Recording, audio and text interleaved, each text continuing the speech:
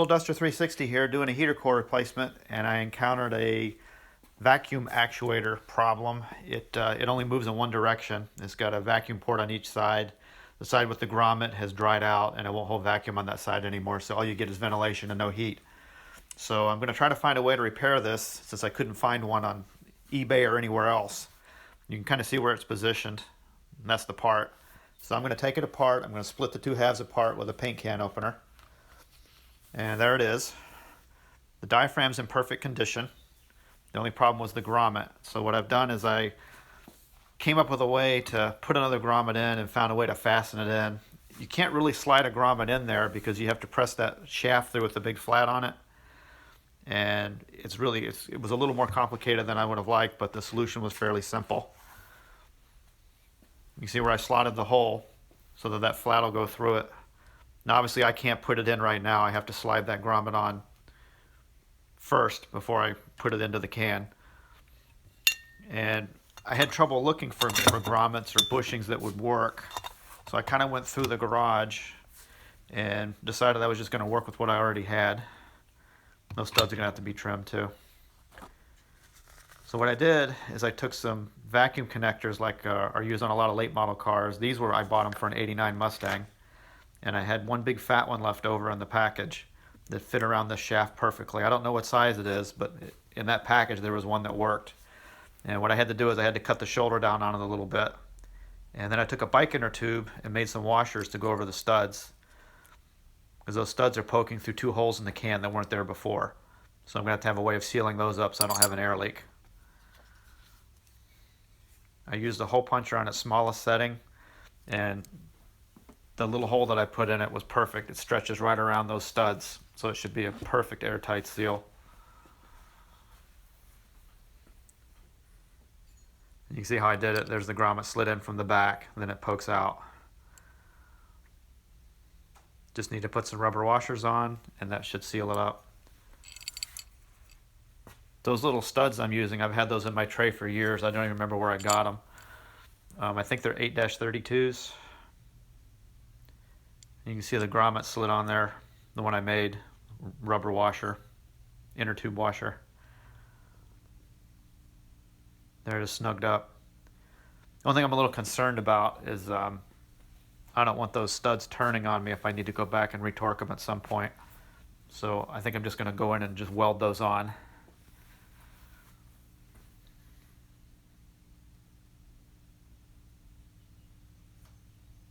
I also had to notch it for the clearance on the vacuum. Cover your eyes.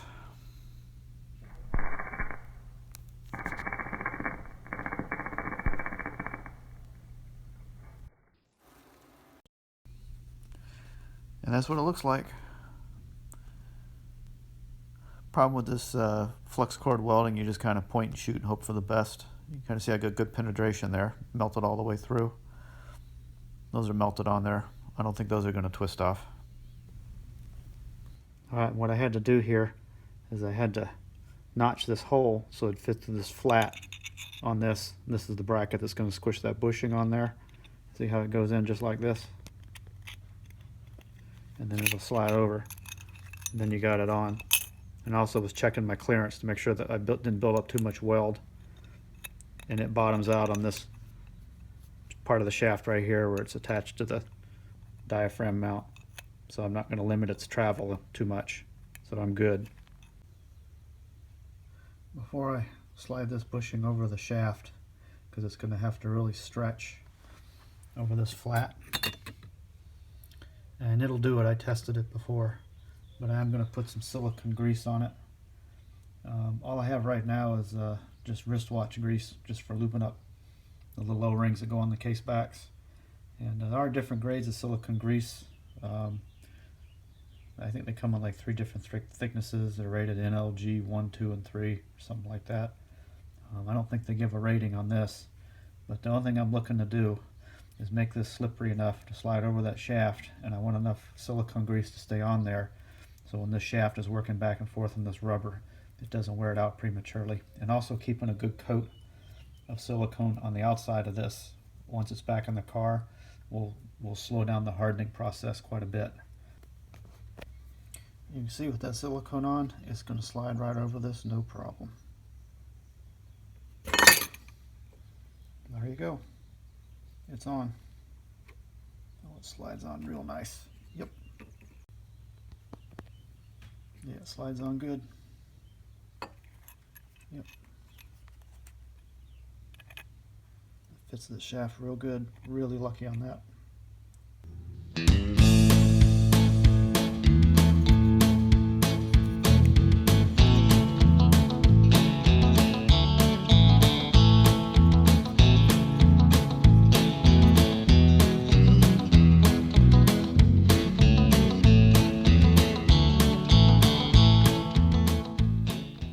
Okay, I got the diaphragm set in there.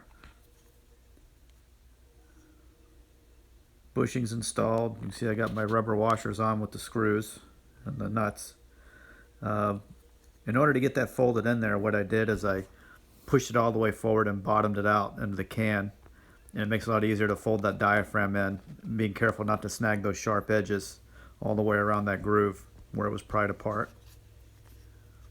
And here it is with the other half on there, basically ready to go back together. And then I realized, oops, I didn't index it before I disassembled it, so I want to make sure that that control arm flat is in the proper position before I go and work those edges all the way around the can. And it looks like that's probably the way it's supposed to be, but I'm going to have to go set it in the car and see.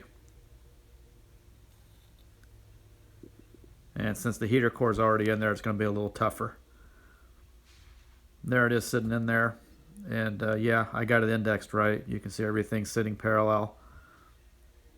There's quite a bit of play built into that mounting bracket on that heater box. So as long as you've got that within, probably a 1/16 to an 1/8 of an inch, you can rotate that can in either direction and get those flats to line up like they should.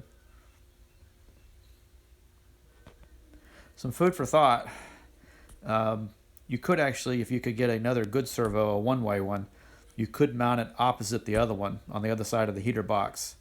And you could basically just have them pull in opposite directions depending on which selection you need. You just want to make sure you got enough room to mount one so that the wiper linkage doesn't run into the servo.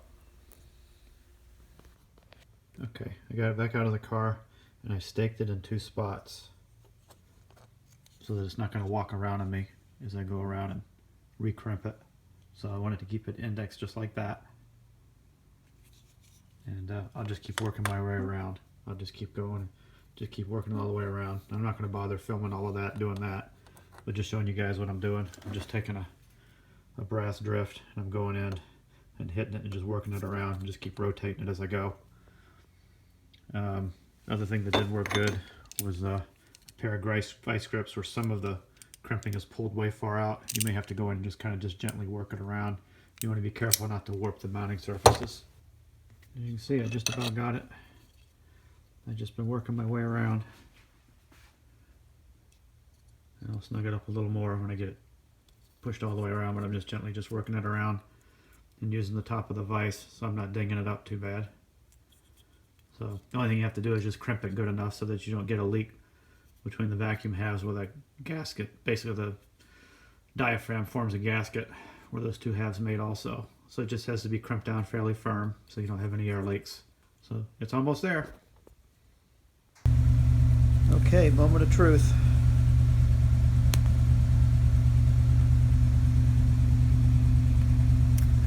Heat. I have to put my finger on the door so it doesn't pop out. See, there's only 2 pegs there that hold it up, and there's a piece of plastic that bolts on top of that that holds it in place. So I'm not moving it with my finger or anything. And that door is unbelievably hard to put any force back against it. It's amazing how much that vacuum actuator multiplies the little bit of torque that comes in through that little vacuum tube. See there where I switched it to vent and it pulled it back in just like it's supposed to. So we'll hit the heat one more time. There it is. It's working just like it's supposed to. For how long, I don't know, but it is fixed. And you can see that's the one I worked on. I guess we'll call it a success.